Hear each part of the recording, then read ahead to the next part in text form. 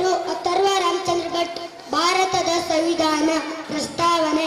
ಭಾರತದ ಜನಗಳಾದ ನಾವು ಭಾರತವನ್ನು ಒಂದು ಸಾರ್ವಭೌಮ ಸಮಾಜವಾದಿ ಸರ್ವಧರ್ಮ ಸಮಭಾವದ ಪ್ರಜಾಸತ್ತಾತ್ಮಕ ಗಣರಾಜ್ಯವಾಗಿ ರಚಿಸಲು ಮತ್ತು ಅದರ ಸಮಸ್ತ ನಾಗರಿಕರಿಗೆ ಸಾಮಾಜಿಕ ಆರ್ಥಿಕ ಮತ್ತು ರಾಜಕೀಯ ನ್ಯಾಯ ವಿಚಾರ ಅಭಿವ್ಯಕ್ತಿ ವಿಶ್ವಾಸ ಧರ್ಮಶ್ರದ್ಧೆ ಮತ್ತು ಉಪಾಸನಾ ಸ್ವಾತಂತ್ರ್ಯ ಸ್ಥಾನಮಾನ ಹಾಗೂ ಅವಕಾಶ ಸಮಾನತೆ ದೊರೆಯುವಂತೆ ಮಾಡಲು ಮತ್ತು ವ್ಯಕ್ತಿ ಗೌರವವನ್ನು ರಾಷ್ಟ್ರದ ಏಕತೆಯನ್ನು ಹಾಗೂ ಅಖಂಡತೆಯನ್ನು ಸುನಿಶ್ಚಿತಗೊಳಿಸಿ ಅವರಲ್ಲಿ ಭ್ರಾತೃಭಾವನೆಯನ್ನು ವೃದ್ಧಿಗೊಳಿಸಲು ಶ್ರದ್ಧಾಪೂರ್ವಕ ಸಂಕಲ್ಪ ಮಾಡಿದವರಾಗಿ ನಮ್ಮ ಸಂವಿಧಾನ ಸಭೆಯಲ್ಲಿ 1949ನೇ ಇಸವಿ ನವೆಂಬರ್ ತಿಂಗಳ